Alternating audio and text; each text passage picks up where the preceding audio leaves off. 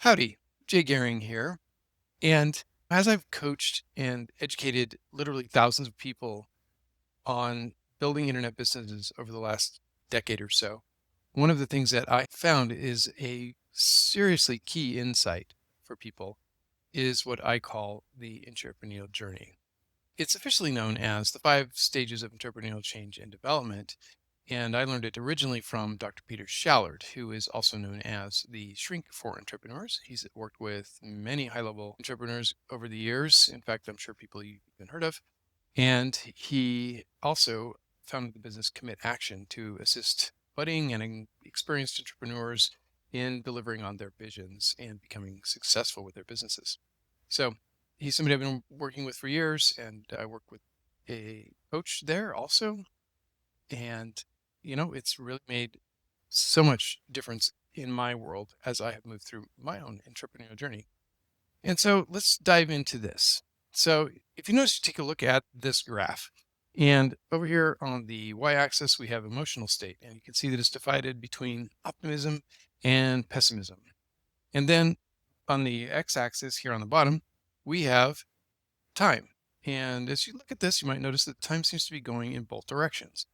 And we'll get to that in a minute and why that is. But let's just starting here with phase one, what these 5 stages of entrepreneurial change development really are. So phase one is known as uninformed optimism. So what does that mean? Well, that means that usually when an entrepreneur dreams up a new project or comes across a new product, and this happens very often with internet entrepreneurs who are out there trying to build a business on the internet and maybe have been attempting to do that for a long time. But often what will happen, this is how it works, is someone will end up on a webinar learning about this really great new product that the person who is on the webinar is talking about and really pitching. And it just sounds so fascinating, so interesting, and really so easy. And yes, it does seem like it's really something that, I could just quote myself saying, wow, this is really something I could do. I know I could do this. And so then purchase and dive in. And so here we are at phase one. That's uninformed optimism, meaning, first of all, uninformed. Well, actually, I don't know all the details. All I know is I'm excited. Up here, I'm optimistic. So I am optimistic, excited, and really jazzed to move forward.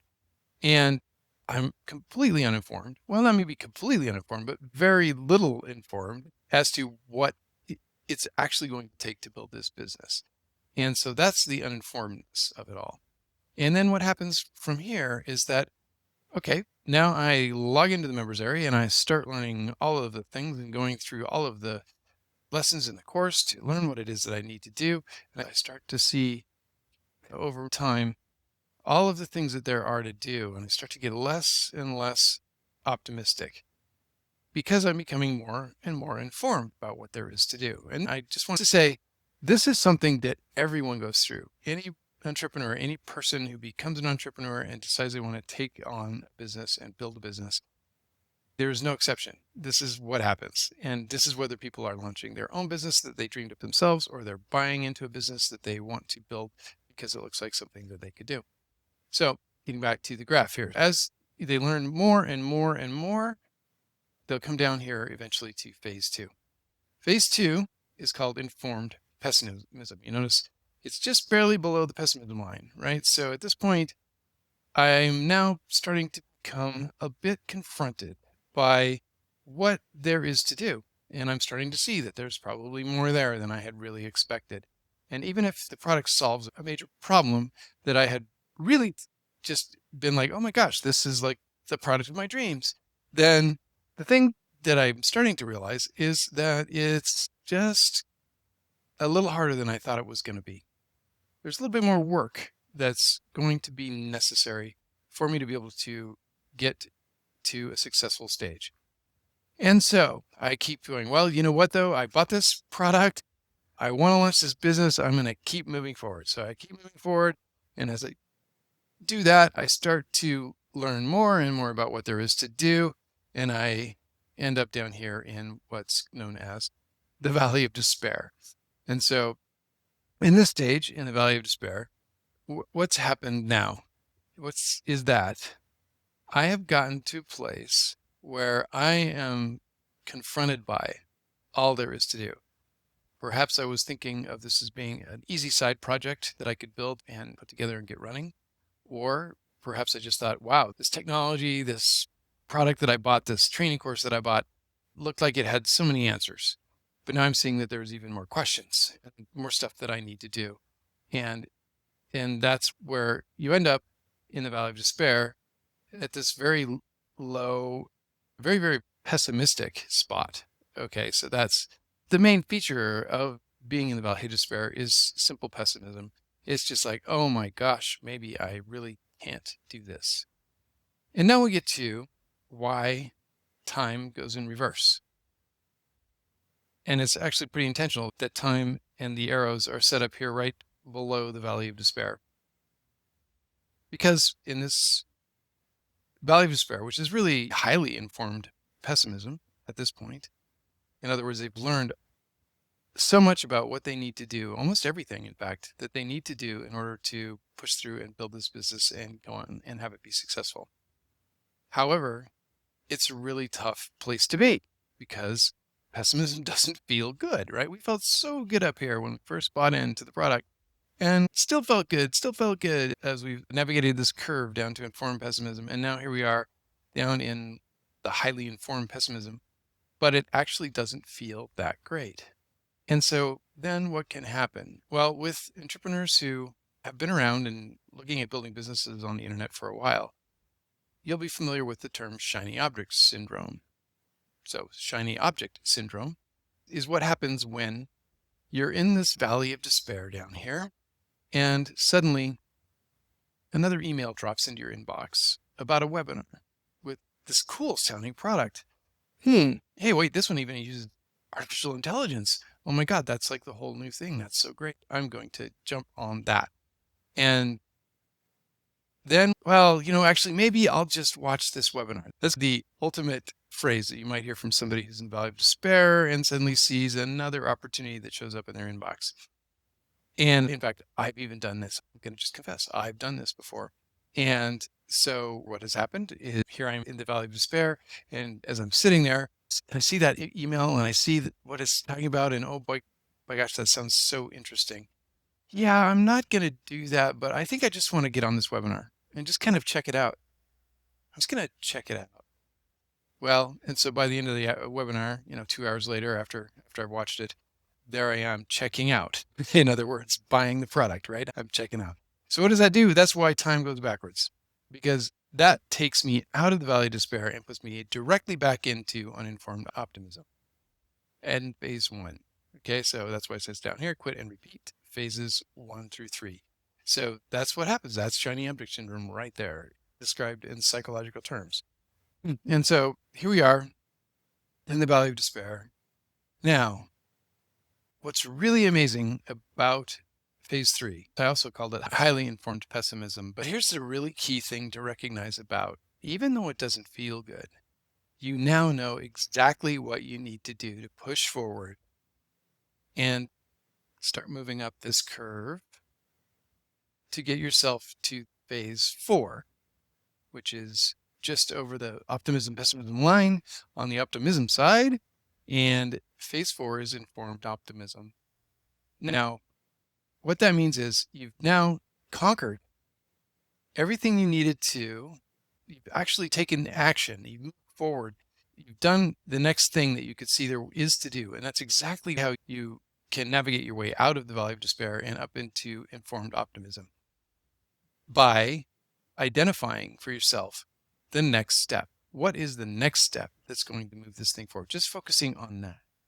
So down here in the valley of despair, you may feel quite overwhelmed by everything there is to do. But if you can identify just that next thing and do that, and then do the next thing, identify the next thing that's going to move the project forward, that's going to build this business for you, and do that.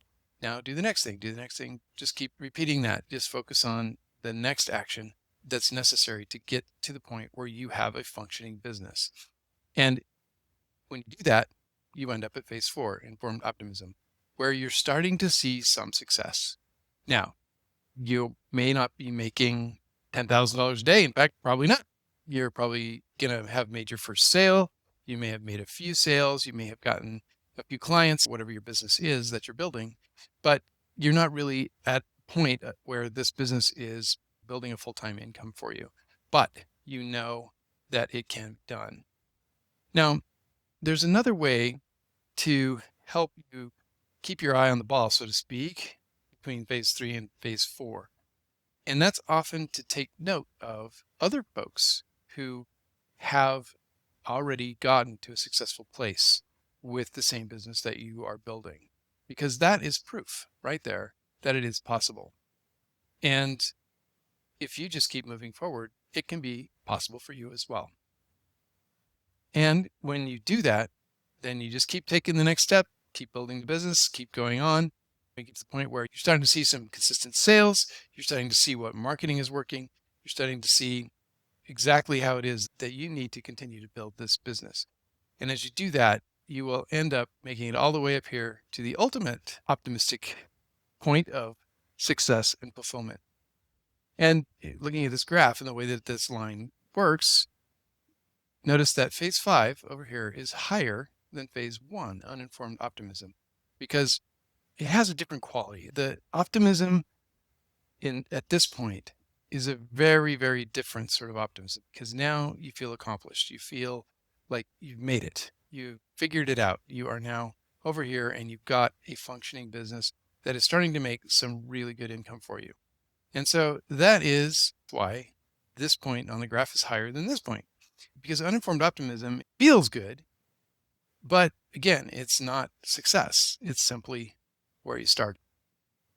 So if you look down here at the timeline, what's required is pushing through to success when you're in the valley of despair, because it's actually a great place to be. You know exactly what you need to do at this point. You're totally informed about what it is that you need to do to make this business work.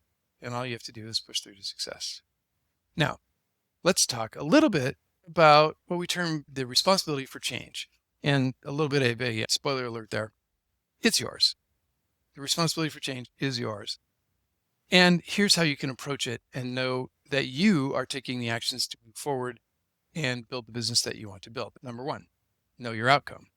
So having a purpose in mind and focusing on what you want. So what you want a successful business. You want to be able to follow the blueprint that you've been handed.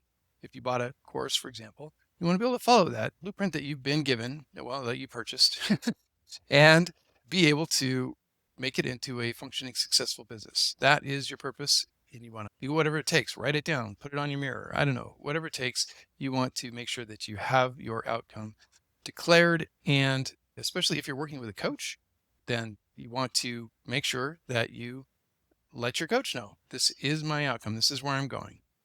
And then number two, you got to take action. If you don't take action, you don't get anywhere.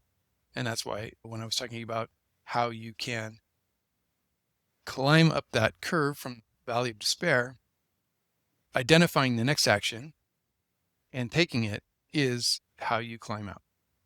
And thirdly is to have sensory acuity. And what do we mean by that? Well, it really is the ability to get feedback. And often that can come from a coach or colleagues or other folks in your life who you have set up as being accountability partners. And what that does is if you've got accountability partners in your world, which I certainly recommend, then as you're building your business, you can get feedback from them and you can adjust based on the feedback. If you have a coach, that's the perfect kind of person to be able to say, okay, here's what I'm doing, and I want you to hold me accountable. And that's what coaches do. And then that's going to help you move forward and take the next steps. Number four, you want to have behavioral flexibility. What does that mean? Well, so more options equal more success. So as you're building your business and as you're looking at things like marketing, or could be, how do I want to build this business? And like, what needs to be inside of this? What are all the pieces? The idea is to have behavioral flexibility as you get into it, because more options equals more success. So for example, if you build up a business where you want to build an email list. So let's talk about that.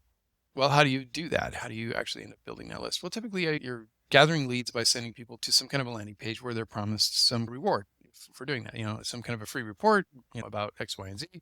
And that is what your goal is. So you want to generate traffic and send it there. So how do you generate the traffic? Well, there's a multitude of ways that you can generate traffic on the internet. Anything from paid advertising to what they call solo ads to SEO, search engine optimization, et cetera, et cetera. And you need to take a look and evaluate for yourself. How much money do you have to spend on marketing? How much time do you have to spend on it?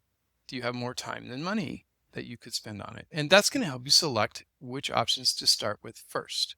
You also want to take a look at the speed of the different options. Going back to the marketing example, what's faster, SEO or paid advertising?